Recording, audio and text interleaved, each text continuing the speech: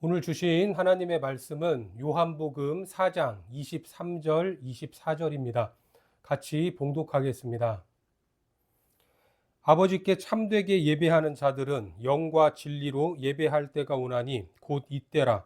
아버지께서는 자기에게 이렇게 예배하는 자들을 찾으시느니라. 하나님은 영이시니 예배하는 자가 영과 진리로 예배할지니라. 오늘은 참된 예배를 드리는 방법이라는 제목으로 하나님 말씀 전하겠습니다. 우리가 매주 모여 예배하고 있지만 오늘 읽은 본문을 보면 예배하는 사람을 구별하고 있습니다. 어떻게 예배하는 자들입니까? 참되게 예배하는 자들이 나옵니다. 그렇다면 참되게 예배하지 못하는 사람도 있을 수 있다. 이런 생각이 들지 않습니까? 자, 우리는 참되게 예배하는 자들인가 아니면 그렇지 않은 자들인가 고민하지 않을 수 없습니다. 그런데 참되게 예배하는 자들은 무엇으로 예배를 드리는 자들입니까? 영과 진리로 예배하는 자들입니다. 반대로 참되지 못한 예배를 드리는 자들은 영과 진리로 예배하지 않는 자들이다. 이렇게 말할 수가 있겠죠. 자, 그런데 영과 진리로 예배할 때가 온다라고 말씀을 하십니다. 그런 때가 오면 좋겠는데 그때는 언제냐? 바로 곧 이때다. 영과 진리로 예배하는 때는 바로 곧 이때다라고 말씀을 하십니다. 이때를 알려면 본문의 배경을 알아야 합니다. 사마리아 성의 수가라고 하는 동네, 그 우물가에 예수님을 만난 여인이 말을 합니다. 요한복음 4장 25절에 여자가 이르되 메시아 곧 그리스도라 하는 이가 오실 줄을 내가 아노니 그가 오시면 모든 것을 우리에게 알려주시리다. 이 말을 들은 예수님은 네가 기다리는 그 사람이 바로 나다. 이렇게 말씀을 하시죠. 아주 돌려서도 말하지 않았습니다. 그냥 단도직입적으로 내가 바로 그다. 이렇게 이야기를 하십니다. 자, 요한복음 4장 26절에 예수께서 이르시되 내게 말하는 내가 그라 하시니라. 그러면 당연히 이 대답을 듣는 여인의 반응이 나오지 않겠습니까? 자, 뭐라고 합니까? 요한복음 4장 28절 이하에 여자가 물동이를 버려두고 동네로 들어가서 사람들에게 이르되 내가 행한 모든 일을 내게 말한 사람을 와서 보라. 이는 그리스도가 아니냐 하니 그들이 동네에서 나와 예수께로 오더라. 여인은 메시아를 만난 기쁨에 감격하여 물동이를 버려두고 동네로 뛰어 들어갔습니다. 그리고 마을 사람들에게 외쳤던 겁니다. 내가 행한 모든 일을 나에게 말한 사람을 와서 보시오. 바로 이분이 그리스도가 아닙니까? 이 여인의 말 중에 내가 행한 모든 일을 내게 말한 그 내용, 그것이 무엇인가? 요한복음 4장 16절 이하의 말씀에 보면 이르시되 가서 내 남편을 불러오라. 여자가 대답하여 이르되 나는 남편이 없나이다. 예수께서 이르시되 내가 남편이 없다 하는 말이 옳도다. 너에게 남편 5이 있었고 지금 있는 자도 내 남편이 아니니 내 말이 참되도다. 이 부분에 대해서 많은 사람들이 이 여인을 어떻게 평가합니까? 바람기가 많은 사람으로 오해를 하거나 그래서 세상 것에 아주 목말라 사는 여인으로 평가를 합니다. 하지만 당시 역사를 보면 여자가 마음대로 남자를 선택할 자유가 있었습니까? 그렇지 않습니다. 그런 시절이 아니었습니다. 여자가 남자를 마음대로 선택해서 결혼을 하거나 마음에 안 들면 이혼할 수 있는 그런 시절이 아닙니다. 당시 이스라엘 문화, 하나님이 주신 특별법을 이해를 해야 하는데 그게 바로 계대법입니다. 한 처녀가 어떤 가문의 맏아들에게 시집을 갔다면 당연히 그 남편을 통해서 자녀를 출산하는 것이 맞습니다.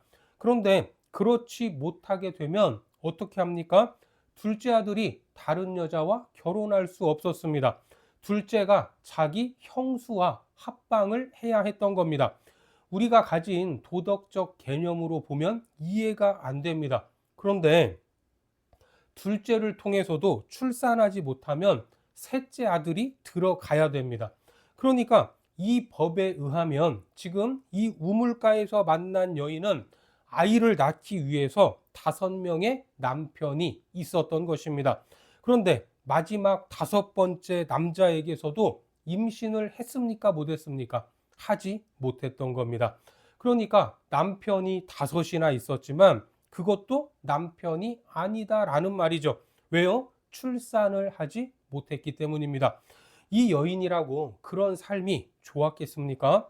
그러니까 지금 이 여인의 마음은 세상에서 남편이 많아도 좋은 것이 있습니까? 없습니까?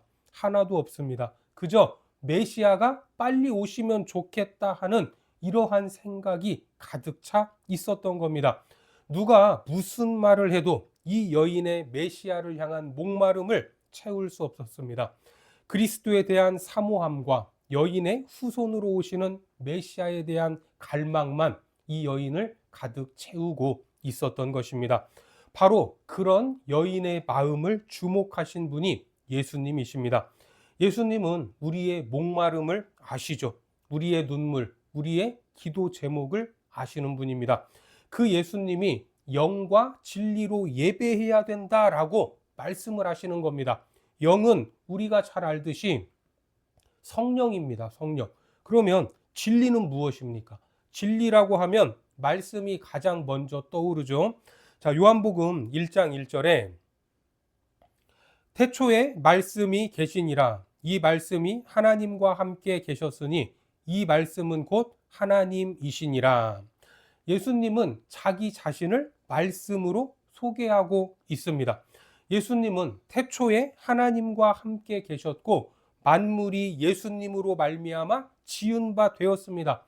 지은 것이 하나도 예수님 없이는 된 것이 없었습니다. 자, 계속해서 요한복음 1장 2절과 3절에 그가 태초에 하나님과 함께 계셨고 만물이 그로 말미암아 지은 바 되었으니 지은 것이 하나도 그가 없이는 된 것이 없느니라. 그리고 요한복음 1장 14절에 말씀이 육신이 되어 우리 가운데 거하심에 우리가 그의 영광을 보니 아버지의 독생자의 영광이요 은혜와 진리가 충만하더라. 그렇습니다. 말씀이 육신이 되어 우리에게 다가오시는 분이 예수 그리스도이십니다. 예수님은 말씀과 자신을 일치시키고 있죠. 요한복음 14장 6절에서도 마찬가지입니다. 예수께서 이르시되 내가 곧 길이요 진리요 생명이니 나로 말미암지 않고는 아버지께로 올 자가 없느니라. 예수님은 자기 자신이 무엇이라고요? 진리라고 이미 선언을 하십니다. 결국 영과 진리로 예배한다는 것은 성령으로 예수님을 예배하는 것입니다. 여러분 이것을 믿으시기 바랍니다. 그래서 나로 말미암지 않으면 예수 그리스도를 통하지 않으면 누구에게로 갈 수가 없습니까? 하나님 아버지께로 나아갈 수 없습니다. 그러니까 참된 예배는 성령으로 예수 그리스도로 예배하는 것입니다. 지금까지 봤던 예배의 본질 3가지가 있었죠. 하나님과의 만남, 성삼위 하나님과의 사귐, 그 안으로 들어가는 안식, 이 3가지를 우리가 살펴봤습니다. 이런 예배의 본질을 성령님과 예수님 없이 누릴 수 있습니까? 없습니까? 절대로 불가능합니다. 그래서 영과 진리로 예배하는 것은 성령과 예수님으로 예배하는 것입니다. 이사야 선지자는 성령님과 예수님이 함께 사역하실 것을 예언했습니다. 이사야 61장으로 가셔서 1절 이하의 말씀에 주 여호와의 영이 내게 내리셨으니 이는 여호와께서 내게 기름을 부으사 가난한 자에게 아름다운 소식을 전하게 하려 하심이라. 나를 보내사 마음이 상한 자를 고치며 포로된 자에게 자유를, 갇힌 자에게 노임을 선포하며 여호와의 은혜의 해와 우리 하나님의 보복의 날을 선포하여 모든 슬픈 자를 위로하되 무릇 시온에서 슬퍼하는 자에게 화관을 주어 그 죄를 대신하며 기쁨의 기름으로 그 슬픔을 대신하며 찬송의 옷으로 그 근심을 대신하시고 그들이 의의 나무 곧 여호와께서 심으신 그 영광을 나타낼 자라 일컬음을 받게 하려 하심이라. 어떻습니까? 성령님과 예수님이 함께 사역하실 것을 말씀하고 있습니다. 주 여호와의 영이 내게 내리셨으니, 예수님이 사역하실 때 언제나 성령님에게 이끌림을 받았죠. 오순절 사건 이후에 성령께서 주도적으로 역사하십니다. 그래서 사도행전을 성령 행전이요 교회 행전, 또 우리들의 행전이라고 말하기도 합니다. 복음을 듣고 거듭나는 일도 예배를 통해, 성령을 통해, 예수님을 통해 이루어지는 겁니다. 영과 진리로 포로된 자가 자유케 되는 일도 예배를 통해, 성령을 통해, 예수님을 통해 이루어집니다. 마음이 상한 자들이 치유받는 일도 예배를 통해서, 성령으로, 예수님으로 이루어지는 겁니다. 슬픈 자를 위로하는 일도 예배를 통해, 성령을 통해, 예수님을 통해 이루어집니다. 기쁨의 기름을 부으시는 일도 예배를 통해, 성령으로, 예수님으로 이루어지는 겁니다. 근심과 슬픔 대신에 찬송의 옷을 입히는 일도 예배를 통해, 성령을 통해, 예수님을 통해 이루어집니다. 의의 나무로 세워지는 것, 이것 역시 마찬가지입니다. 하나님의 영광을 나타낼 자라 일컬음을 받게 되는 일도 예배를 통해 이루어집니다. 영과 진리로 이루어지는 것입니다.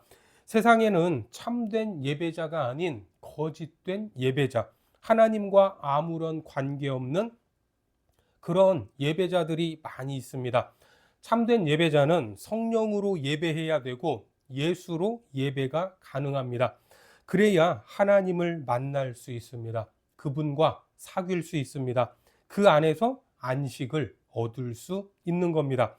바로 성령으로, 예수님으로만 우리를 향한 예배의 목적이 이루어질 수 있다라는 것을 믿으시기 바랍니다. 그래서 예수님은 이렇게 말씀하시는 겁니다. 본문 23, 24절에 아버지께 참되게 예배하는 자들은 영과 진리로 예배할 때가 오나니 곧 이때라. 아버지께서는 자기에게 이렇게 예배하는 자들을 찾으시느니라. 하나님은 영이시니 예배하는 자가 영과 진리로 예배할지니라. 이 말씀을 믿으시기 바랍니다. 우리가 오직 예수님을 붙잡아야 하는 이유가 여기에 있습니다. 이처럼 영과 진리로 예배하는 우리에게 하나님께서 은혜 주시기를 원합니다. 특별히 말씀을 읽을 때, 그 말씀을 묵상할 때 말씀 속에 담겨 있는 하나님의 마음을 알기 원합니다. 성령님은 어떤 분이십니까? 고린도전서 2장 10절과 11절, 12절 말씀에 오직 하나님이 성령으로 이것을 우리에게 보이셨으니 성령은 모든 것 곧 하나님의 깊은 것까지도 통달하시느니라. 사람의 일을 사람 속에 있는 영 외에 누가 알리요? 이와 같이 하나님의 일도 하나님의 영 외에는 아무도 알지 못하느니라. 우리가 세상의 영을 받지 아니하고 오직 하나님으로부터 온 영을 받았으니 이는 우리로 하여금 하나님께서 우리에게 은혜로 주신 것들을 알게 하려 하심이라. 그렇습니다. 하나님의 영 외에는 아무도 알 수 없습니다. 그래서 우리가 성령에 사로잡혀 있으면 하나님의 마음을 보게 됩니다. 하나님은 이 말씀을 통해서 내게 뭐라고 하시는가? 그 마음을 깊이 들여다보면 그 안에 복음이 드러나게 됩니다. 말씀을 묵상하고 연구할 때 그 말씀에서 예수님이 드러나는 겁니다. 이것이 얼마나 큰 은혜요 감격인지, 그래서 말씀을 통해서 예수님을 만날 수 있습니다. 그분과 사귐이 이루어지는 겁니다. 그 주님 안에 있는 세상에서 얻을 수 없는 참된 평안, 안식을 누리게 되는 겁니다. 성경의 저자이신 성령님의 인도하심을 받지 않으면 결코 저자의 의도를 알 수가 없는 겁니다. 그러니까 우리는 성령님을 붙잡을 수밖에 없습니다. 설교를 준비할 때, 말씀을 선포할 때도 성령님이 역사하셔야 합니다. 그 말씀을 들을 때에도 듣는 분들의 마음을 성령님이 깨닫게 하시고 만져 주셔야 합니다. 성령으로 말미암지 않고는 말씀을 전할 수도 들을 수도 없기 때문에 설교 사역의 주체도 목사가 아닙니다. 목사는 주체가 되시는 성령님이 쓰는 도구일 뿐입니다. 목사인 제게도 성령의 기름 부음이 있어야 하고 그 말씀을 청종하는 여러분들에게도 성령의 기름 부음이 있어야 합니다. 그래서 예배 전에 사모하는 마음으로 성령의 기름 부음을 위해 기도로 준비하는 것, 그것은 참으로 귀한 일입니다. 주여 나에게 성령의 기름을 부어 주옵소서. 오직 영과 진리로 예수님과 성령님으로 예배하기를 원합니다. 이런 마음으로 준비하시기 바랍니다. 기도로 잘 준비된 예배, 성령의 분위기로 진행되는 예배, 이런 예배를 드리는 모든 자들이 예수님을 만날 수 있습니다. 설교자도 청중들도 같이 노력해야 합니다. 11시 예배라면 최소한 30분 전에는 나와서 찬양하며 기도로 준비하셔야 됩니다. 여러분, 물기가 있을 때 비가 내린다는 말이 있습니다. 들어보셨습니까? 왜냐하면 수증기가 올라가야 비가 내리기 때문입니다. 그래서 사막에는 비가 오지 않습니다. 요즘에는 인공 강우를 만들지 않습니까? 비행기로 구름 위에 올라가서 거기에 수증기가 만들어지도록 약품을 뿌리는 원리입니다. 그래서 수증기가 비를 당긴다라는 말입니다. 우리가 은혜를 받을 때도 마찬가지입니다. 말씀이 말씀을 당깁니다. 찬양이 은혜를 끌어당깁니다. 기도를 많이 하고 예배를 드려보시고 또 성경을 읽고 말씀을 들어보시면 그 결과가 달라진다라는 것을 느낄 것입니다. 그 예배가 지금까지 건조한 마음과 드렸던 이전의 예배와는 확연하게 다른 것입니다. 그리고 중요한 것 또 하나는 누군가에게 잘못한 점이 있거나 상처를 준 점이 있어서 원망을 들을 만한 일이 생각이 나면 예물을 제단에 드리기 전에 가서 사과하고 오라고 예수님은 말씀하셨습니다. 마태복음 5장 23절과 24절에 그러므로 예물을 제단에 드리려다가 거기서 내 형제에게 원망 들을 만한 일이 있는 것이 생각나거든 예물을 제단 앞에 두고 먼저 가서 형제와 화목하고 그 후에 와서 예물을 드리라. 이게 굉장히 중요합니다. 누구에게 조금이라도 상처를 주거나 마음 아프게 했다면 그것을 먼저 풀어야 한다라는 말씀이죠. 그래야 하늘에서도 풀립니다. 그런 마음으로 예배를 드려야 하는 겁니다. 하나님 앞에 최대한 흠결 없는 모습으로 서야 합니다. 그런 예배자들 되시기를 축원합니다. 우리는 오늘 본문을 통해서 목말라 하는 한 여인을 보았습니다. 그런데 그 여인의 목마름은 세상 쾌락에 대한 목마름도 아니고 어떤 이성에 대한 그런 목마름이 아니었습니다. 이 여인의 목마름은 오직 여인의 후손으로 오시는 그 메시아의 길, 그 길을 여는 그 일에 대한 목마름이었습니다. 그러다 보니까 그 여인은 오실 그리스도로 아주 충만해져 있는 사람이었습니다. 오직 예수님밖에 없었던 겁니다. 아무도 이 여인이 행한 일, 이 여인의 마음을 알아주지 못했습니다. 그런데 이 여인의 목마름, 이 여인의 헌신, 이 여인의 행한 일을 주목하고 계시는 분, 그분이 누굽니까? 바로 예수님이셨습니다. 그래서 이 여인을 만나기 위해 오해를 받으면서까지 굳이 사마리아 성까지 찾아가셨던 겁니다. 그리고 이 여인이 물을 기르러 오는 시간에 맞춰 우물가에 계셨습니다. 하나님은 이 여인을 통해서 예배자가 어떻게 해야 할 것인지를 한 가지 사례로 보여주고 계십니다. 삶이 허무한 이 여인의 메시아를 향한 마음을 봐라. 예수님에 대한 목마름을 봐라. 이러한 갈망이 너희에게도 있어야 한다라는 말입니다. 내가 지금 이 여인의 목마름을 보고 내가 이렇게 이 여인을 찾아온 것처럼 이 여인을 만났던 것처럼 너희들을 만나 주겠다 하는 예수님의 약속입니다. 이 여인이 주님과의 사귐을 통해서 또 그 안에서 안식을 누렸고 그동안 뭐에 눌려 있었지만 이제는 완전한 자유를 누리고 있음을 볼 수 있습니다. 그래서 주님은 이것이 진짜 예배다. 이렇게 예배하는 자들을 찾고 계신다. 이렇게 말씀하는 겁니다. 지금 그 이야기를 오늘 본문을 통해서 우리에게 깨닫게 하셨습니다. 여기에 함께 예배하는 여러분들 모두 아무도 내 아픔을 모른다. 이렇게 말하지 않기 바랍니다. 아는 분이 딱 한 분은 계시죠. 그게 누굽니까? 그렇습니다. 우리의 예배를 받으시는 예수님이십니다. 우리의 기도를 주님은 다 듣고 계십니다. 여러분들의 눈물, 그 이유를 다 알고 계십니다. 언제나 주님은 우리를 주목하고 계십니다. 그리고 정확한 시간과 장소에 친히 찾아오셔서 우리를 만나 주시는 분입니다. 특별히 그 주님과 만나는 예배 시간이 되기를 바랍니다. 우리의 신랑이 되시는 예수 그리스도께서 재림하시는 그날까지 영과 진리로 오직 성령으로 예배하고 오직 예수님으로 예배하는 예배자가 되기를 바랍니다. 그래서 하나님이 찾으시고 기뻐하시는 예배자가 되어 주님 안에서 참된 사귐과 안식을 누리기를 주님의 이름으로 축복합니다. 기도하겠습니다. 하나님, 우리가 우물가의 여인을 오해했습니다. 그 여인은 세상에 미련이 없는 허무하고 공허한 여인으로 오직 메시아만 기다리고 있었습니다. 우리 역시 우리의 처지를 아시고 우리의 기도에 귀 기울이시는 주님으로 인해 다시 일어서기 원합니다. 성령으로 예배하고 예수로 예배하는 하나님이 찾으시는 그 예배자가 되게 하여 주옵소서. 예수님의 이름으로 기도드립니다. 아멘.